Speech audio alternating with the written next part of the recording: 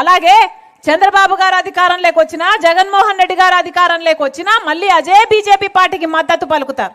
చంద్రబాబు గారేమో బీజేపీ పార్టీతో పొత్తు, జగన్మోహన్ రెడ్డి గారు బీజేపీ పార్టీకి తొత్తు. ఇదే జరుగుతుంది మన రాష్ట్రంలో. ఏ ఒక్కరు ప్రత్యేక హోదా గురించి చిత్తశుద్ధి లేదు. చంద్రబాబు గారేమో ముఖ్యమంత్రి కాకముందు 15 సంవత్సరాల ప్రత్యేక హోదా కావాలి అన్నాడు. ముఖ్యమంత్రి అయ్యాక పూర్తిగా మర్చిపోయాడు. ఊసరి వాళ్ళ కంటే ఘోరంగా మాట్లాడాడు. జగన్మోహన్ రెడ్డి గారేమో ముఖ్యమంత్రి కాకముందు ప్రత్యేక హోదా కోసం నిరాహార దీక్షలు చేశాడు. చంద్రబాబు గారిని ఛాలెంజ్ చేశాడు. రండి అందరం మూకుమ్మడిగా రాజీనామాలు చేద్దాము అన్నాడు. ఏమైంది? జగన్మోహన్ రెడ్డి గారు ముఖ్యమంత్రి అయ్యాక ఒక్కసారంటే ఒక్కసారైనా ప్రత్యేక హోదా కోసం ఒక్క నిజమైన ఉద్యమమైనా చేశాడా జగన్మోహన్ రెడ్డి గారు? మరి ఎందుకు ఓట్లేయాలి?